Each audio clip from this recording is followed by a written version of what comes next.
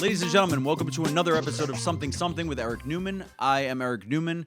We are here live from the Comedy Cellar studio in the heart of Greenwich Village. Very excited for today's topic, money dynamics in relationships. So I want to start off by saying something that I'm pretty sure I've repeated on this podcast at some point earlier, but the power dynamic in the relationship exists fully and is completely limited to the power dynamic in the relationship. And I believe that wholeheartedly. External factors like money or fame or social status and any of that stuff are what makes up a person's, status. But once you enter the relationship, it's about how you communicate and relate to one another exclusively. Your status and your qualities are what made you attracted to the other person initially, but the relationship itself is like a fresh start. It's like a brand new thing. It's like you're starting from scratch again. Let's compare dating to sports. Let's think of attraction as the regular season. You meet someone, you're attracted to them. You get to know them a little bit. Then you enter into a relationship. Now you're in the playoffs. Nobody cares what you did in the regular season. It's playoff time, baby. Nobody remembers how charming or suave you were on the first interaction because you could be a little bitch in the playoffs and get stomped all over, and then now that's your reputation. So there's remember I'm the guy you met 6 months ago who makes a lot of money and knows a lot of celebrities. Sure, that's what initially was appealing to the woman, or one of the things that made her go, oh my God, this guy, wow, that's so cool. I'm so curious. I want to get to know him more. But then once she starts getting to know you and you're in a relationship and things sort of calm down and are a little more established, now it's all about the way you communicate to one another. So if you're gonna cry hysterically in public because a rat ran by, she's not gonna remember that you are friends with Colin Jost. She doesn't care, because it's playoff time. And I have a story that I still think about a lot because it involves a friend of mine, a good buddy of mine, a very successful comedian. I introduced him to this girl that I've known for like 15 years who was a fan of his. They started dating. And after the first date, he called me and he was like, oh my God, I think I'm in love. This is amazing. And I was like, oh my God, really? Because I've never actually successfully matched anybody up. I try to kind of stay out of it because I hate being involved in the failures of it, and most of them are going to be failures ultimately. And so I'm usually willing to forego the slight chance of long-term success for the more reasonable chances of failure. So I don't really like to hook people up unless they specifically ask me. But she loved his comedy. I had a feeling he would like her. And so she was a bartender. They ended up going on a first date, hit it off like crazy. He was super excited about it. She texted me on the side and she was super excited about it. I'm like, oh my God, this could be my first one. And in Judaism, we call it a shidduch. It's like a match, my God, this could be my first match ever. And they dated for a month or two. And then I think he went on the road for a little while and then hit me up. He was like, hey, can we talk or whatever? And he called me one night and he was really upset. And I was like, what's going on? He's like, she's just being really distant. And we hung out and hooked up a couple times before I went away for a few weeks. And now I'm coming back and she doesn't seem excited to see me. And I kind of guided him through all of it. And it was just very clear to me that he made a lot of fundamental mistakes that all guys make, that I've made included many times when I'm really into a girl. But he was just in a place where she was pulling all the strings and he was kind of looking for answers everywhere he could find them, and was just sort of I don't know, just lost confidence in himself, lost confidence in the dynamic.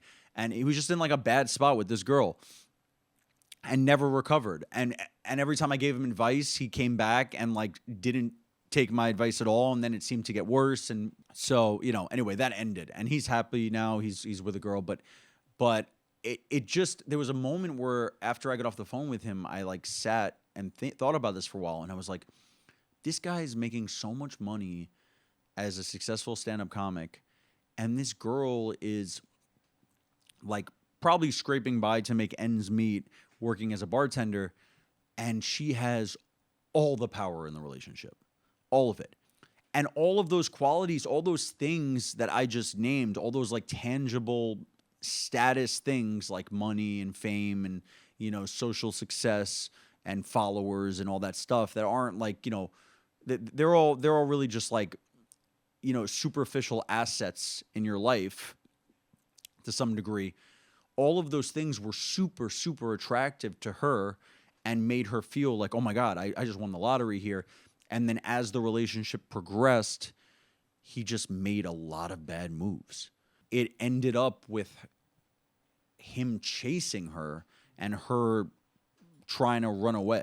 So my point here is that there's this, I think, like notion or false sense of superiority within a relationship dynamic from the person who, has the money, has the status, has the fame. Like the self-respect and the boundary setting is more important because those are the things that'll sustain a relationship. All of those superficial things, like I just mentioned before, will get you in the position where you're in a relationship, but it's not going to do anything to keep you there. Or keep you there, and at least in like a good, healthy way where you're happy. I think this is like something very important to tackle because no matter how much money you have or no matter what your social status is, the person you're with can't feel like they can just run circles around you. Because the second that happens, the relationship is, I think in most cases, coming to the end at some point. So funny, I talked about in the first episode, the anti-dating podcast episode, about how I ran into J-Lo at the gym. All my friends were like, you're out of your mind. J-Lo wouldn't give you a chance. And I'm like, only J-Lo can say that. You can't tell me J-Lo won't go out with me. Let J-Lo tell me she'd never go out with me. You can't say I'm creepy. Let J-Lo say I'm creepy. J-Lo, I want to hear you say it. My stupid friends from high school aren't going to sway me to not try to go for you. But anyway, even when it comes to celebrities like that, like I know it's a long shot that J-Lo would even ever have a drink with me, but I promise you that if she ever did and said okay, and we ever found ourselves in a position where we were going out on a date or whatever, I would be very conscious of the fact that she has infinitely more status than me on this planet. And that's why it's almost even more important that I assert my boundaries and communicate that I feel self-respect is very important and that, it needs to be had in a relationship. Controlling someone gets boring. Being able to control someone, knowing their every move, knowing that, that they're at your beck and call, that's a boring existence. So if your woman is very controlling, it's because you allowed her to become that controlling. That's it. Point blank. And also, things are different now, man. Men, unfortunately, today have the least amount of power we've ever had. Ever. In history. Like I've said in previous episodes, a lot of the reasons men were able to get away with the cheating stuff and the side chick stuff back in the day is because men were the sole provider. So women knew they had to be quiet. Or even if they made a big stink about it, they're not going anywhere. Because if a woman found out her husband was cheating, oftentimes she stayed quiet. A lot of the times because she wasn't college educated or didn't have family money. And now she's with a guy who's finally taking care of her. And which was in the case of my grandfather and grandmother. My grandmother knew my grandfather was cheating on her and never brought it up because she almost didn't want to rattle the household. She was like, oh my God, if I bring this up, then it's going to be like a whole thing in our relationship and he's going to feel uncomfortable that I know and then it's going to affect our marriage. And she actually told my mom one time, my mom always repeats this, my grandmother pulled my mom to the side and said, a gentleman kisses but doesn't tell. Meaning like, if he's going to be a piece of crap, at least have the decency to not let me know about it. And that was the mentality. There's very few women you can get away with that in Western society with now. Things have really changed. It just doesn't exist as much in the Western world, nor should it. But, almost every woman I know, and again, I'm in New York. I know New York isn't the best representation of the entire country or world. New York is very much its own place.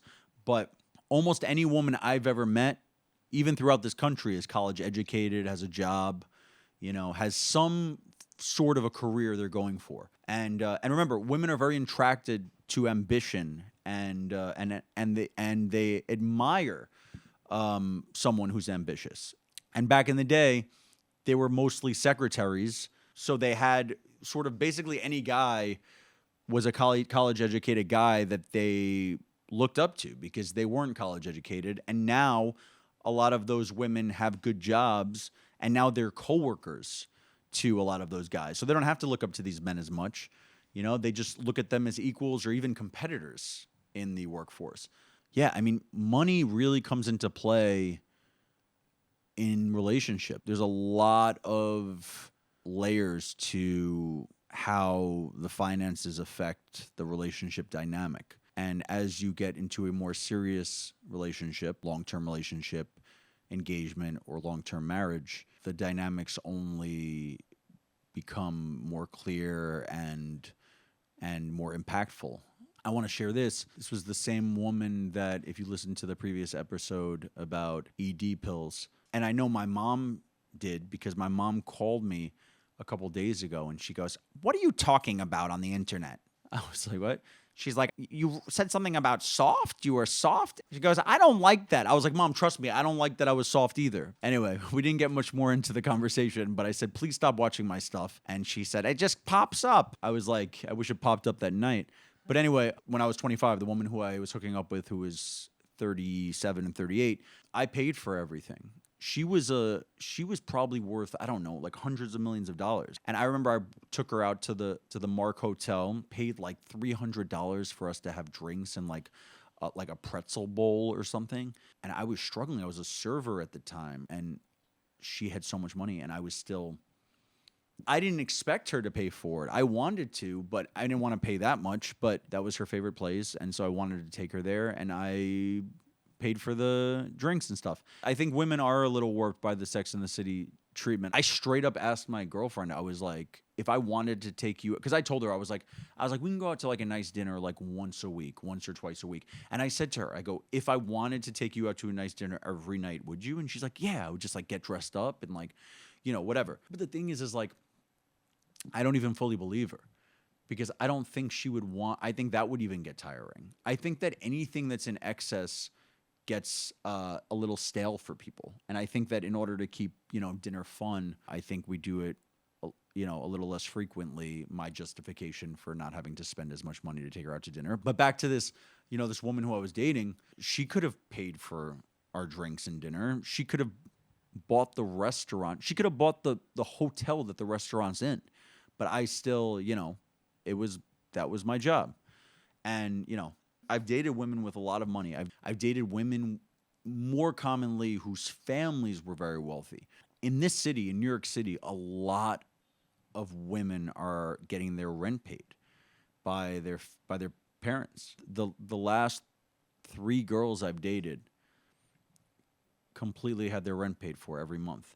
But that didn't stop me from being a gentleman and wanting to pay for things. I mean, like, how much money a woman has shouldn't be a factor in how much a man pays for stuff. So I do believe, and maybe I'm a little old school like this, and people push back on this, and I'm not saying this in any way is set in stone or like concrete advice, or even if I like fully 100% believe it, but my gut tells me that to a large degree, the man should still be paying, but a woman should contribute in a meaningful way. And I think every dynamic is different. Listen, all I know is I've talked to way too many women who have told me some of the saddest stories I've ever heard about how they're full-time, career-driven, women who want to really excel, and they're dating guys who are like working 1 day a week, who barely chip in, and they're paying the guy's gym membership and all this shit. Like, if I were advising that relationship, I would say don't fucking sleep with the guy. Seriously. I'm not an advocate for using sex as a weapon, but if this guy's like, I'm sorry, like, since the beginning of time, women have been attracted to ambition. So if you are severely lacking in that category, you shouldn't be getting laid. You should not be getting laid. Masturbation is for the unambitious.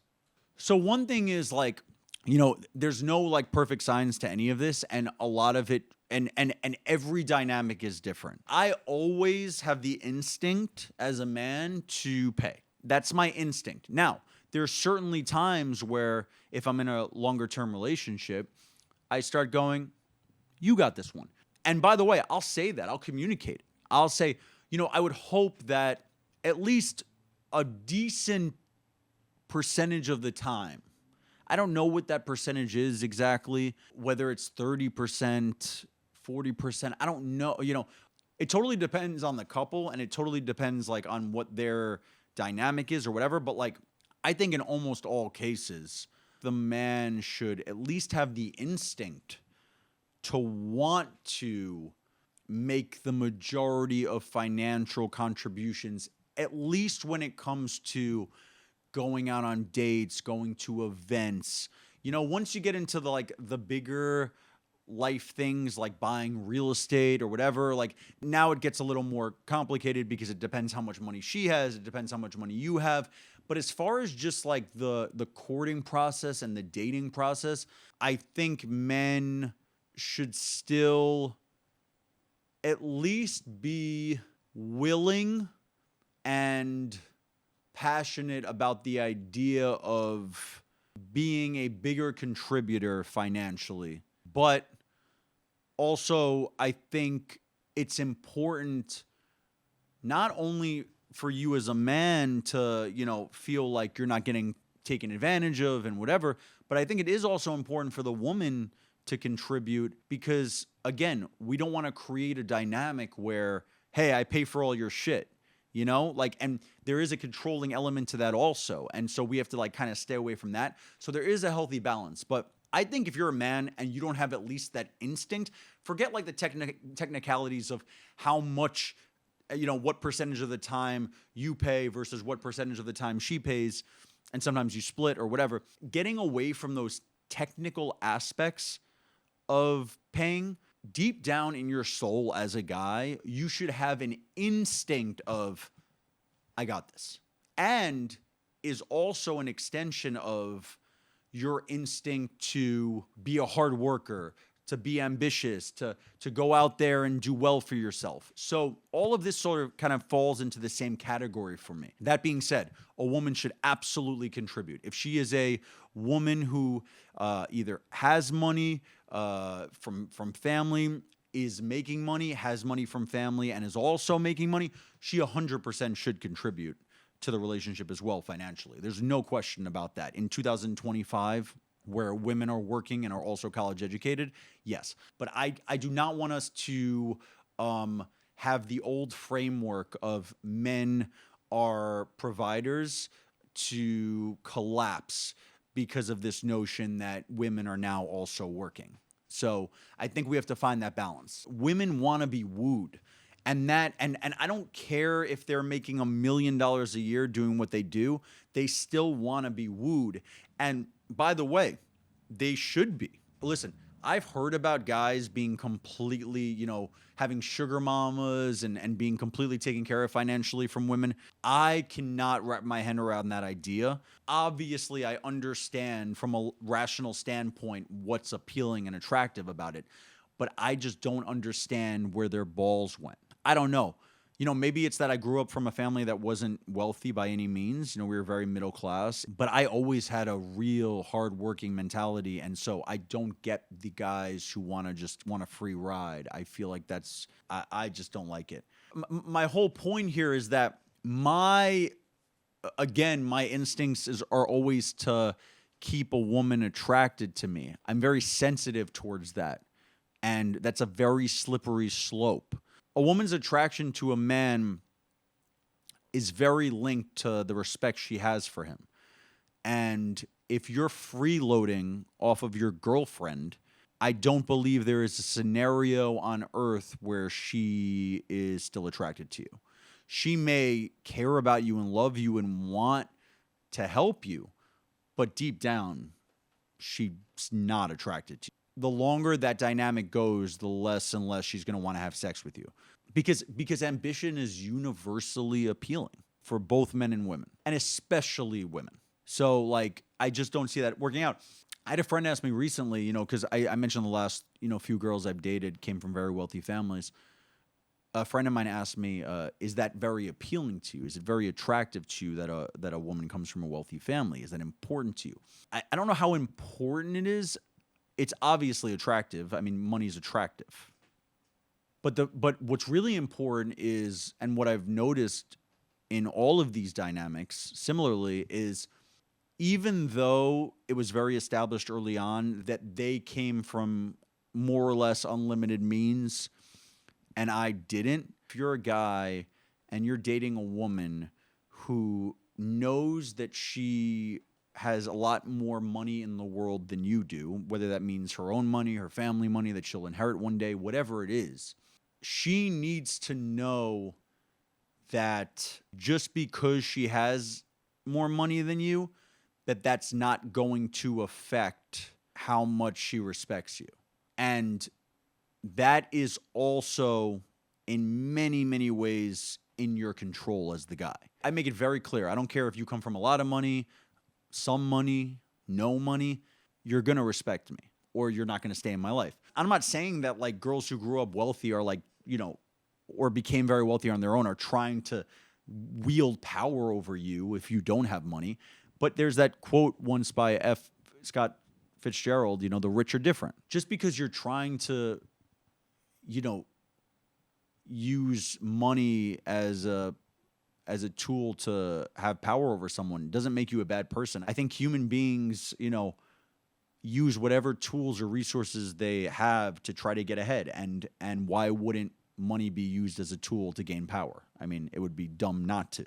But as the person without that much money, you need to assert your boundaries and make sure that you keep your respect. Guys for generations use their money to try to control women. Why wouldn't women do the same? I mean, you just can't allow it. I try not to accept too many free things because nothing is really truly free. There's a payment for everything.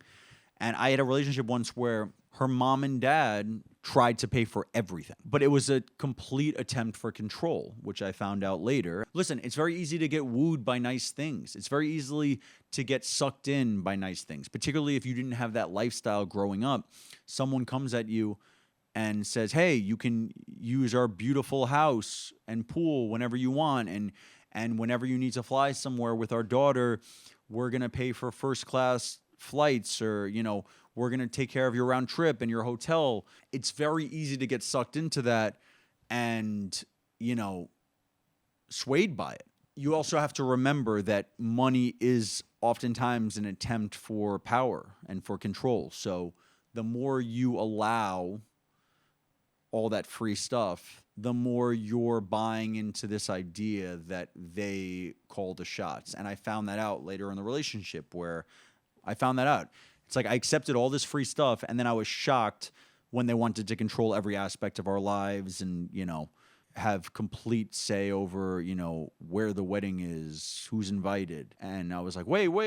I'm the groom. I want to choose. We're like, well, we paid for everything for you, so why would you choose? And that was also one of the reasons I think for the uneasiness at some point in our relationship where like I just can't, I do not feel like I can be bought. You could trick me for a little while, you could rent me, but you're not going to buy me. I personally would rather live a very modest life with the freedom to make my own choices than under someone's rule.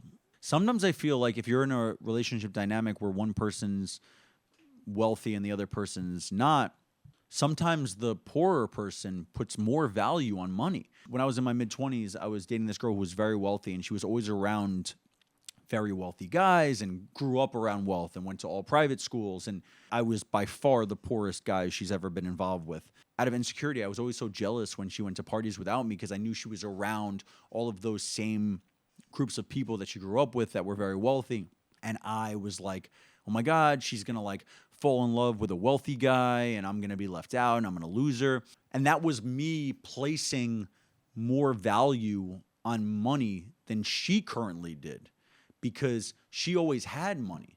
And to me, money was like was an aspect of my life that was always fickle and I wasn't confident in. It's almost like I placed more value on money than she did. And so that sort of led me to my insecurities about her being around all these wealthy guys, because I was like, she's going to leave me. But it was more about me having that attitude of he's richer than me, so you're going to want him more than me, that led to her being less attracted to me. Not the fact that I was actually less wealthy than him. It was the insecurity about it. Remember, confidence is sexy and insecurity is unattractive. That sentiment of, oh my God, I don't have a lot of money and you're going to fall for another guy who does and leave me, that sentiment is unattractive. And that ultimately ruined our relationship. So, yeah, you got to be secure in yourself. No matter where you come from, no matter what you have going on, you have to be secure. It's so important. I'm not saying I don't have moments, but ultimately you have to live a life of confidence. And that goes back to the same thing with ambition. It's like, you don't have to be the richest guy for most women. Most women, the vast majority of women, are not gold diggers. They just want a guy that they know is going to work hard and is passionate about the work they're doing. That's what makes most women turned on. And most women don't have to be taken out to 5-star restaurants. They just want to go to a nice place. So they'd be willing, in the vast majority of cases, women would be willing to sacrifice that 5-star restaurant to go to just like a medium nice restaurant with the guy she really loves and really respects, who's ambitious and who works really hard on something he's passionate about, to collect the money to take her there and offer to pay and not get his fucking gym membership paid for by his girlfriend, you pussy. And the other thing I want to point out is that this relationship dynamic that I had, I was in my mid-20s and I was dating this girl who came from a really wealthy family. I was a few years into stand-up comedy. I hadn't really made any strides here in New York City yet. I was doing okay, but I wasn't really, I was still figuring it out a lot. But I knew how much I loved joke writing and how much I loved performing, and it was in my eyes. It was just, my uncle once told me, my Uncle Gotti, he was like, it's in your eyes. Where I was insecure because I came from a family that didn't have a lot of money, she was insecure because she was in her early to mid-20s, had graduated from college, and had no idea what she wanted to do. By 25, I was already set on stand-up. And I didn't make any money from it yet, but I was like, stand-up comedy. I'm obsessed with stand-up comedy. I love performing. I love writing. I'm doing stand-up comedy. I'm making it a career. Somehow, some way, it will happen. And she was like, I don't know, maybe I want to do marketing. Maybe I want to do PR. Maybe I want to, go back to school. She had no idea.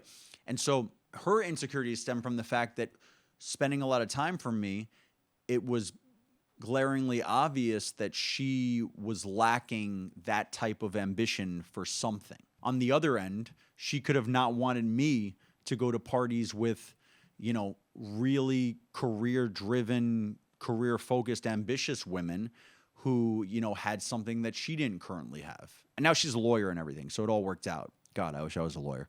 Let's do a GoFundMe to send me to law school, please. But I'm just saying, though, it's like where my insecurities stemmed from the financial aspects of our relationship, her insecurities stemmed from notion that she was just a little lost and not on a direct path yet. So money can intimidate people, but so can passion.